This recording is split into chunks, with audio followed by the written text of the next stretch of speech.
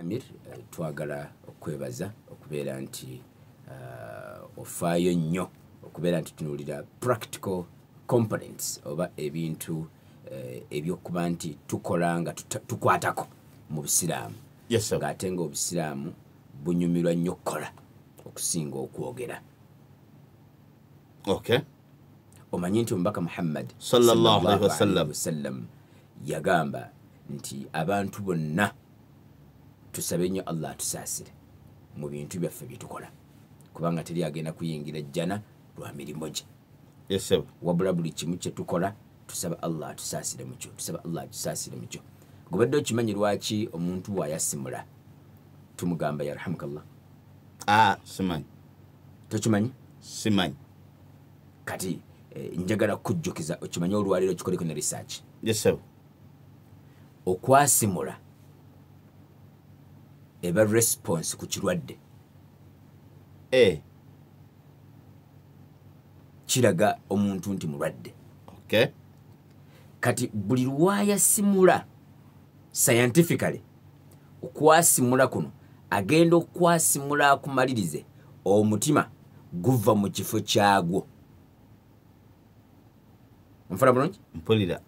Kakati bw'amala okwasimula ng'akyali mulamu ye agamba alhamdulillah, Mungu webala okunsaasira, omutima gwange ne guddayo mu kifo kyagwo. Fene tumugamba yarhamukallah, Allah akusaasire, kubanga kisoboka omutima okuvaayo mu kifo kyagwo gye bakuti ne gusigalirayo. Kakati sikitera kubeera kya lusaago omuntu okubeera nti bw'agamba gamba alhamdulillah, ogamba nti alhamdulillah, nze amuwulidde nenziramu nki yarhamukallah. Kugamba biringa ebyolusaago bwe biti. Bannaffe abalala ye bw'ayasimula agamba excuse me. Noddamu otya? Oba banukula batya, simanyi oba naawe amuli okumpi omugamba excuse me oba excuse you. Osirika busirisi. Naye nga ekiri munda kiri nti awo mu kaseera ako Nabbi sallallahu alaihi wasallam yagamba singa munno aba yasimudde n'agamba alhamdulillah mugambe yarhamukallah. Mbadde nnonya mu kigambo rahma. Yes, sir. Nabbi bw'amala okugamba nti lyagenda kuyingira jjana lwa mirimo gye, basahaba ne bamubuuza nti ya Rasulallah, naawe? Yes, sir. N'agamba naam, nange siri wa kuyingira jjana lwa mirimo gyange. N'agamba nti illa an yataghammadani ya rabbi birahmatihi. Ekigambo taghammad okujjako nga Allah ambutikidde, kugamba alese okusaasira kwe n'akumbika nze naawe nti olwo ndyoke nnyingira eki? Nnyingira ejjana. Kisa kye? Kisa kya Allah subhanahu kusaasira kwe. Kakati brother Amir, njagala kubuuza ekibuuzo. Yes, sir. Bwe kibanga ekyo Nabbi yakyogedde era yagambye nti nange siri wa kuyingira ejjana, jjukira nga mu history mulimu nti waliwo abantu Allah bye yawa ejjana nga bakyali balamu, nga tayogedde ku Nabbi. Naye kati Nabbi alikyogera agamba nti nange siri wa kuyingira ejjana okujjako nga Allah ambutikidde n'okusaasirako. Ate nze kiba kitegeeza nti gwe ampuliriza nange, gwandaba nange gwolaba, twetaagisa nnyo edduwa. Kubanga Obusiraamu butugamba tewaliwo kikyuka okujjako nga kikyuka n'edduwa. Yes, sir. Kibuuzo ki ky'obuuziza? Tusaala tutya? Okusaala kye ki?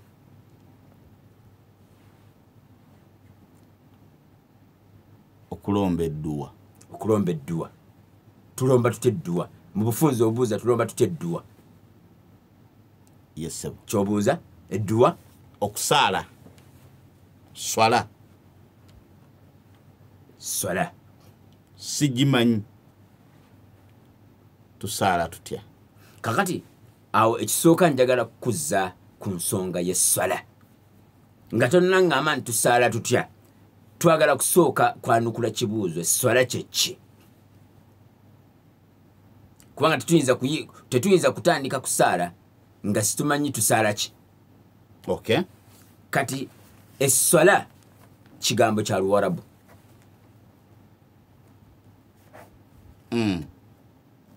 tutera kikozesa ku suratul Fatiha.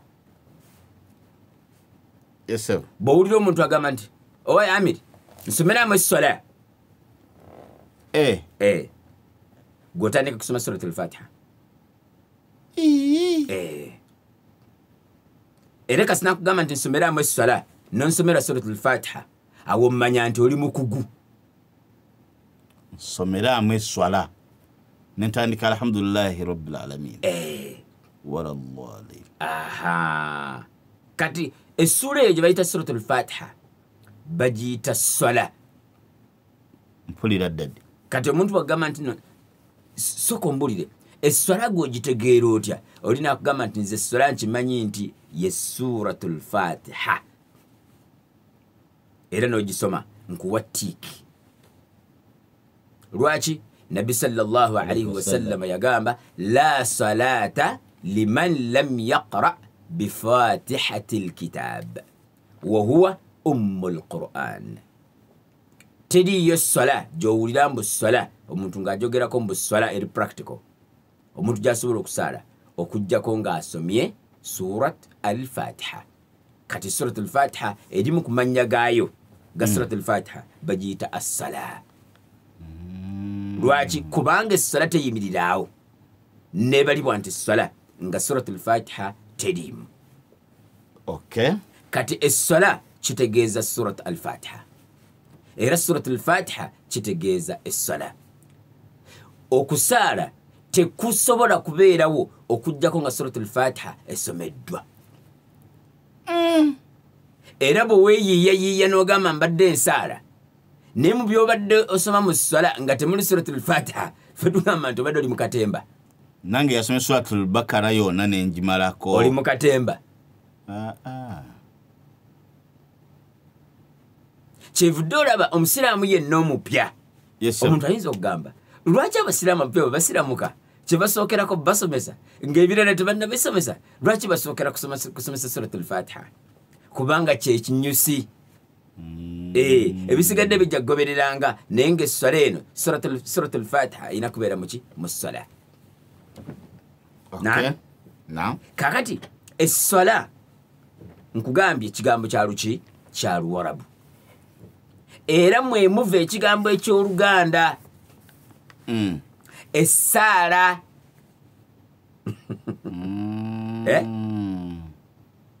Essaala ya Mukama waffe. Kaŋŋendeko wano mu ssaala. Ŋŋende nsaaleko esswala. Okay. Kati esswala bwe twogera ku kigambo esswala tutegeeza okusaba. Kitegeeza kola ki? Kusaba. Kusaba. Era kyevudde olaba ekigambo ekyo kikozesebwa ku buli muyigiriza yenna, ku buli muntu yenna. N'agenda mu kkanisa agamba ŋŋenda mu kusaba. Naam? Ŋŋenda mu kusaba, ŋŋenda mu kusaala. Naye alina kugamba nti ŋŋenda mu swala. Yeddadi. Era bw'aba agenda mu muzigiti aba agenda mu swala, aba agenda mu kusaba. Naye waliwo ebintu nga byakwatibwa nga kasita okikwata n'okikyusa n'okizza kwono ng'onaanyiga. Kati oli bw'aba agenda mu muzigiti era bw'olikiwulirako oli nga agenda mu muzigiti bannaye kaŋŋende nsabeko mu muzigiti. Mu muzigiti nabo bagenda kusaba. Okusaba bagenda mu kkanisa. Okuza lisaba. Era ayinza n'okunyiiga ng'omugambe nti olikuza lisaba ng'ategeeza kugenda mu muzigiti. Naye nga kyekyo. Ffe abasamu tetugenda lisaba. Ffe tugenda lisaba. Tugenda lisaba. Okay. Olw'okuba nti kati waliwo ebintu ebikoppebwa ne kitwalibwa. Onfuna bulungi? Yes sir. Nga bwe tuli nti obusiraamu olwaleero e Uganda bavumirira nnyo bamuzeeyi baffe era waliwo ne yakola research. Yes sir. Yakola research ng'alaga nti Abannayuganda oba eno mu Eastern region abaami bagaba abaana ab'obuwala nga bakyali. Yes sir. Ate nga yenkola yennyini entuufu naye kati ne bataliko kivumirira buvumirizi kati abaana ab'obuwala bafumbirwa bakaddiye anti mbu batya mbu yenkola ya kikadde era olinagamba nogamba mbu omwana ow'obuwala kakati bano ba because bano abajja ba because bano agamba omwana nti toyolooza ku byakufumbirwa tokola bintu bibiri mulundi gumu era nga nywera mwana wange mu kirasi tofumbirwa paka okusoma kola ki ku ggwe omanyi kyakola anti asoma P1 paka P7 myaka 8 nasoma senior form myaka 4 jeje myaka emeka 12 nenga ate yazaalibwa dda kati gattako ena giri egy'obuto jeje 10 meka 16 gattako A level myaka 2 18 ogatteko university myaka 3 myaka 21 kati ayingire mu field akoleko yongerako gwa law 22 yongerako ogwa doctor babanga ageze kusoma busawo 23 ayongereko omwaka ogw'okukola naam agenda okumalirizanga mu kusoma obusomi amazeemu emyaka 25 kati adda mu field kunoonya ani gw'anaawasa ani gw'anaafumbirwa amalayo emyaka nga 2 kati agenda okutandika okulowooza nti ayingire mu nnyumba nga mukadde kavudde nti fe obusiraamu bugamba omwana ow'obuwala tumugaba akyali atandika okulabira ku mubbaawe naam nga bbaawe gw'alaba yekka tukyali mu swala tukyali mu swala nga bbaawe gwakola ki gw'alaba yekka onfuna bulungi so kati obusiraamu bwagala ne tutandika nga tuwasa abaana ab'obuwala nga bakyali tuleme kuwasa abasoose okulaba nga basoose kulaba bintu bingi naba nga asobola n'okukomparinga abaami nti ono nono bafaanana bwe bati no kati kyembadde nkujjira nga nkuleetera ku nnono nti waliwo ebintu ebitwalibwa nga byaffe naye ne tulowooza nti si byaffe kati obusiraamu ekigambo kusaala liisaba okusaba tebasabira mu kkanisa mwokka ne mu muzigiti basabiramu era gogenda weetegereza emizigiti ojja kusanga abantu ng'esswala ewedde ng'ayimisiza emikono bw'ati alimulisaba naye ate bamugamba nti nogeze mu muzigiti kwisaba ayomba kati ekikulu kiri nti ekigambo swala kitegeeza kusaba era esswala yonna okuva ku ntandikwa yaayo paka ku nkomerero kigambo kya Luwarabu ebeera dduwa mu lulimi kati olina kubeera nga oba weeteekateeka kyevuddala batwagala omuntu asooke yeetukuze alyoke ayingire mu kusaba waliwo step kati swala naam mu lulimi olutegerekeka amangu omuntu lwe yanditegedde nti bwe tuba tugambye nti no practically tuli mu swala kuba tugambye nti okusaba kulomba edduwa ne bw'obeera mu muzikiti ng'osituza emikono bw'oti oba oli mukola ki oba oli mu kusaala naye ekikolwa kyennyini kye tugamba nti no kati ŋŋenze kusaala abasomesa bagamba nti bannaye Mungu muwe ku time esswala tugisaale olw'obukulu bwayo Nabbi sallallahu alayhi wa sallam yaginnonna bunnonye okumanya nga nkulu brother Amir mu bintu Allah bye yalaalika ku Nabbi Muhammad sallallahu alayhi wa sallam ebimu tebwaliwo bwetaavu nabbi kubinona byamusanga nga wano Jibril yajja n'amugamba nti Allah alagidde kino bwe kyatuuka ku swala Allah yagamba Jibril genda oleete nabbi muwe swala era nabbi n'anona bunyonyi ki esswala kati esswala eyo nabbi gye yanona etandika ddi eggwa ddi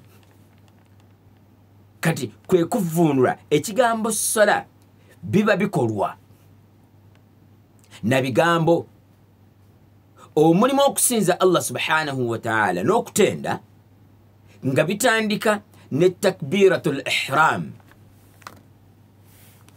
nebi maliriza nebi komenkereza ne salamu katika stolondolo omuntu nga atandise takbiratul ihram n'agireeta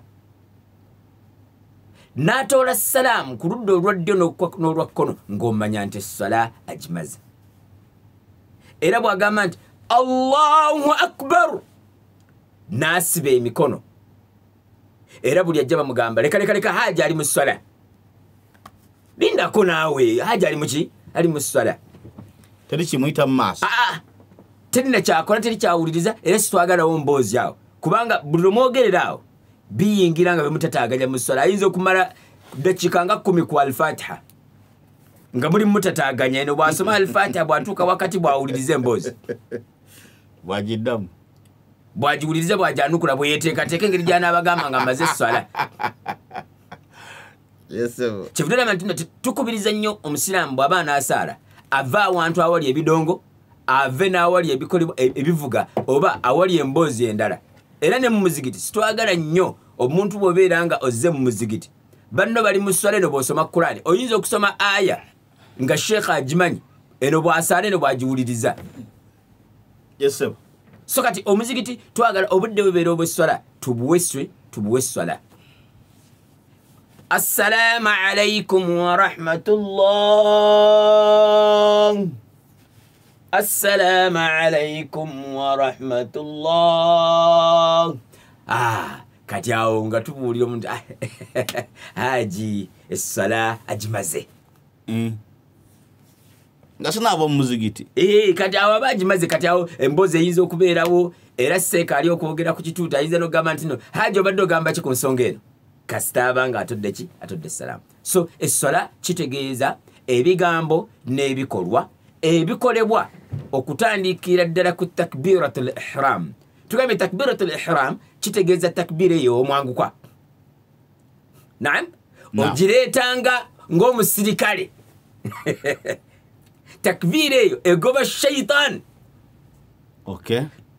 ekikulu waliwo ebintu byokola nga weemoola oba n'okola ng'olinga atiddemu waliwo seeka ayinza okujja nga abasaaza bw'aba aleeta takbiratul ihram temumanya nakumanya mbu esswala etandise takbiratul ihram ebeera yanjawulo oyina kuleetera ddala n'amaloboozi agalaga nti no takbirat maatha al ihram allahu akbar yes buli kiramu kyonna nekimanya nti kati muyingidde muki muyingidde mu ssala then kati nekomekereza nessalaamu assalamu alaikum warahmatullah assalamu alaikum warahmatullah so kati yeyo ki yeyo gye bayita essala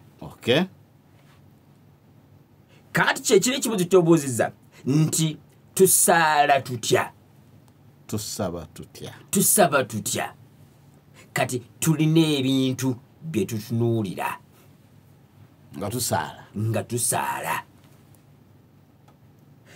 njagala kusooka kukunnyonnyola brother Amir nti waliwo kye tuyita obukwakkulizo naam waliwo kye buyita obuki obukwakkulizo tuli mu sswala eno gye tuva okwogerako naye esswala eno erina obukwakkulizo bwe tulondoola obukwakkulizo obwo tusooka kwetegereza obanga tubutuukirizza ne tulyoka tutandika essaala waliwo byentuukiriza nendyoka nyingira wali eri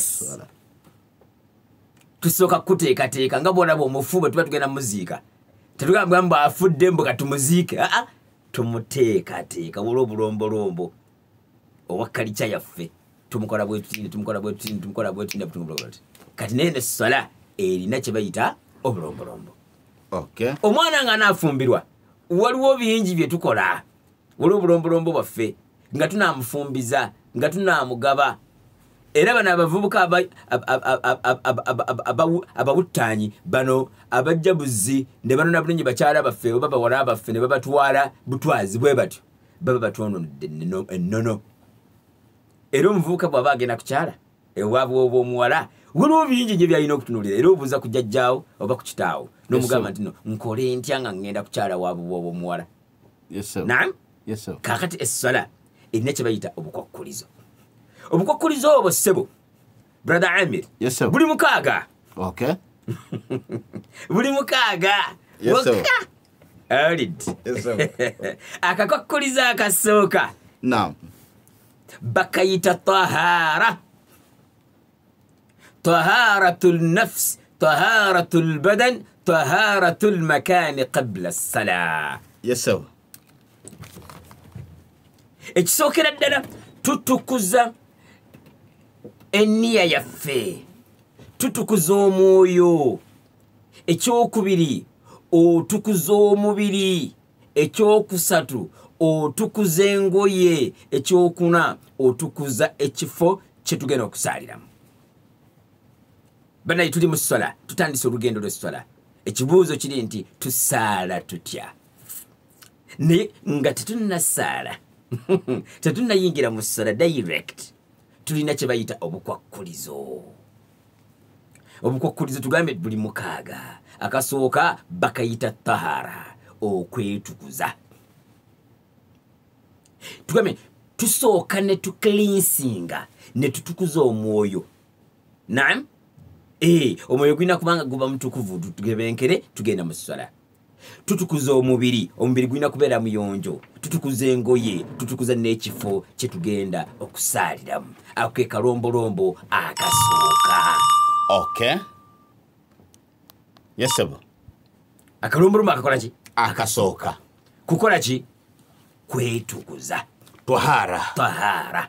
Era kyevudde olaba technically kye twasookeddeko okunnyonnyola engeri omusiraamu gye yeetukuzaamu asobole okubeera nti aba mweteefuteefu okusemberera awali ki? Awali esswala. Yes, that is number 1. Kwetukuza. Onfunya bulungi? Mpulira tugambe nti okwetukuza tutukuza mwoyo gubeere pure, oguggyemu byonna byonna ebirimu okugattako Allah, omulimu doubt nga tokakasa nti mu butuufu kyogenda okukola okikola ku lwa Allah. Ojjemu okubeera nti olina abantu abalala boweesiga, obeere ne yaqiini nti okusinza kw'osinza osinza Allah subhanahu wa ta'ala. Olime kuteekamu bunnanfuusi, olime kuteekamu bantu kulaba okukutukuza ki? Kutukuza mwoyo.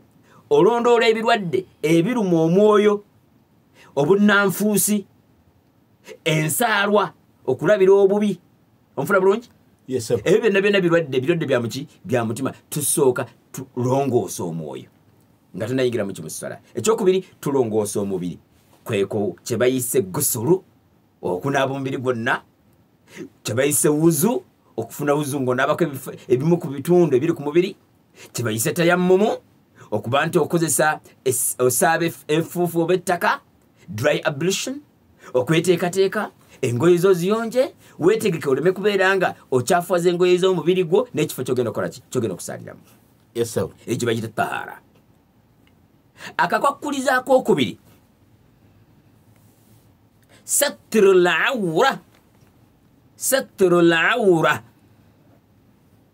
Oba kyeki? kitegeeza kubikka ku bifo ebyekyama, okubikka omubiri. Obwerere bw'omukyala babutunuulira nti omubiri gwonna guli private, okuviira ddala ku nviiri mpaka ku kaala akannasu.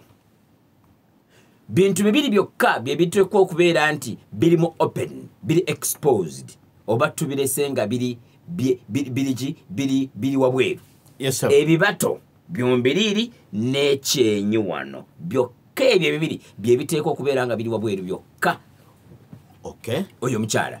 Omwami officially ebifo ebyekyama tubibala okutandikira ddala mu maviivi okutuuka ku kundi.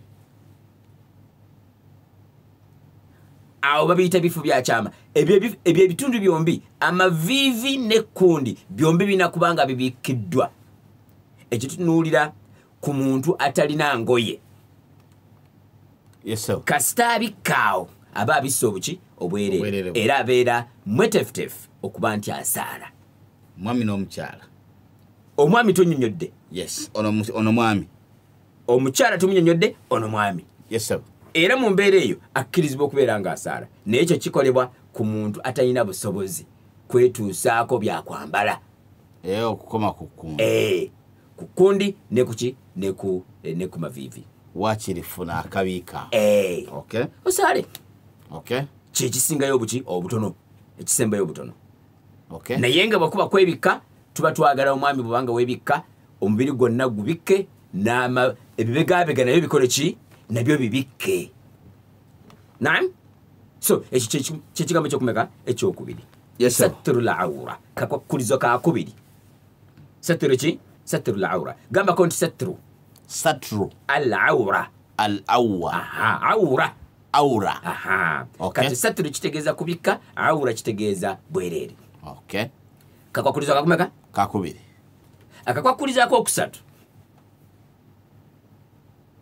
Naam? Yes, sir. Oyina kubanga omanyi byogenda okukola. Bakiyita kumanya byakukola. Mu swala gy'ogendamu. Okay. Ndowooza okyetegereza. Mpulira. Lwaki tusomesa omusiraamu omupya ebyokukola mu swala? Kubanga kakwakulizo. You must have the knowledge of the prayer you're going to perform. Oyina kumanya butya bwe basaala. Oyina kumanya ne swala gy'ogenda okusaala. Oyina kumanya by'ogenda okukola mu swala. Ako kakwakulizo. Yes, sir. Ngambye ki?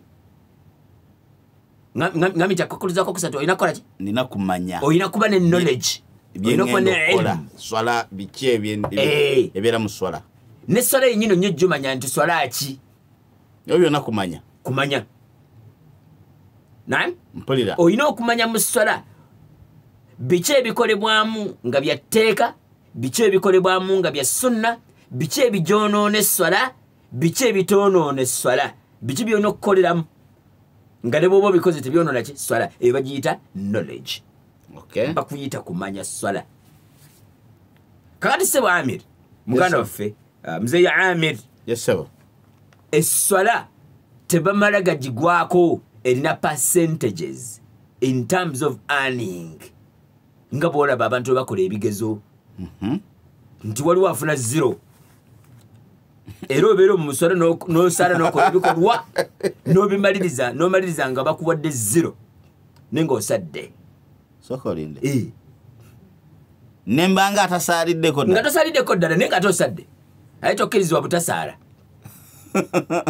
Kugamba kati atasaala ate ye ate mubi nnyo naye ate kati gwasadde oyinza okufuna 0 oba makinga noba nga wafunye 0.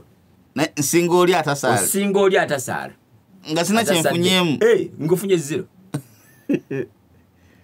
Kubanga owaddeyo obudde. Okay. Kati mulimu percentages. Engeri gy'ogenda ng'obitegeeramu n'engeri gy'ogenda ng'obisoma n'engeri gy'ogenda ng'obisuula ebbali wookoma either to earn or not to earn. Kati oyinza okumaliriza ng'ofunye 100%, 99, 98, 95, 90, 80, 70, 60 paka ku 0. Okay. Oba okutandikira ku 0, 1, 2, 3. Okay. So kati knowledge is very important. Oyina okubeera nti okola ki omanyi. Akakwakulizo kakumeka namba 3. Yes. Namba 4, omuntu agenda okusaala alina kumanya qibla weeri. Qibla kitegeeza awali Kaaba. Direction. Ndoza Qibla Islamic Media. Si Qibla Islamic Media. Okay. Awali Kaaba. Ono agenda okusaala alina kufaayo kumanya awali ki? Awali Kaaba. Direction awali Kaaba. Wayina okutunula ng'ayimiridde ng'asaala. Okay. Ofunye bulungi? Mpulira. Tugambye ki? Nti nakumanya Qibla weetunula. Batunula wa? Otunula lidda wa? Okay. Nfuna bulungi? Yes, sir. Tugambye nti akakwakulizo akasooka kiki? Kwetukuza. Kwetukuza. Akokubiri? Kubikka ki? Kubika bwerere bwange. Bwerere. Akokusatu?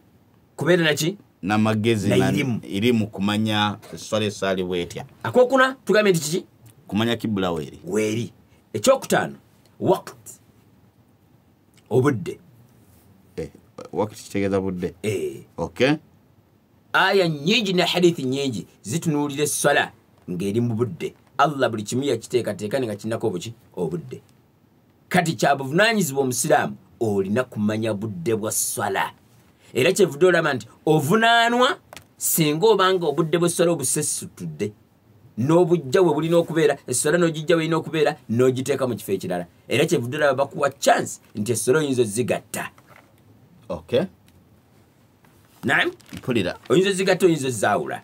era bakugamba saalira wonna wooli awo saala obudde nga bugenda saala naye swala tugitwala mu budde buki obulala kati obudde bwe swala dhuhur asr maghrib isha fajr bagisaala budde ki kikulu nnyo nan mpulira kakwakulizo kakumeka kakutaano akasembayo ako akasembayo nga bw'okawandiika ke kasooka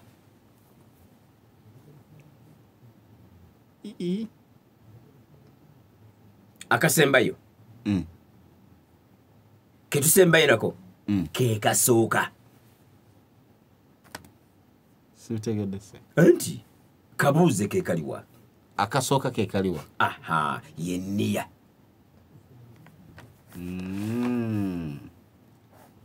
onfuna bulungi mpulira yeyo empagi esooka ke kakwakulizo akasooka akasembayo ke kasooka nze kensembezaayo yeso ke kasooka practically ke kalina okusooka otherwise ebintu ebisigadde byonna bizimbibwa kweyo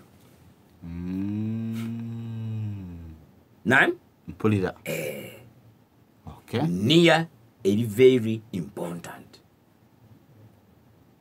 nkulu nnyo okulongoosa ki enniya okumalirira nti oli wakusaala nti nawe tusalli salaat maliridde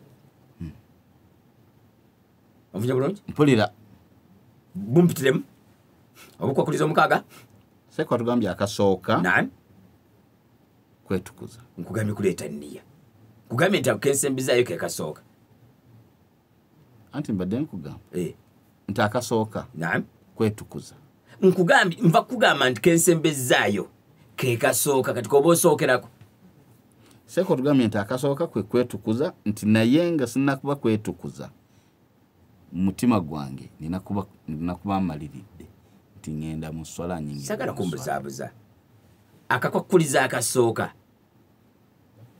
kenva okuwa akasembayo nan yes sir koba otandikirako omale ozimpe nga bwe ziri mu order vyoba otusomesa gwe kenyini otugambye nam akakwakuliza akasooka yetwahara ani kati obuzibu otusoosezza kino gera mu maaso nti niya otyo yesooka enniya eyo nkulu nnyo number 1 otyo bwe mala kutoola niya bwe mba ndi wonna neneetukuza otyo nina kubiika ku bwereere very good otyo kasitamala okubiika ku bwereere ekiddako awo mu byonna nina kumanya nina kuba na knowledge perfect oba yirimu ate nemba nemmanya wawe tutunula very good mu katundu ako oba wemba ngenda ndowooza ekisembyeyo kyotugambye budde oba ofunye 100% correct tweyanziza gakyali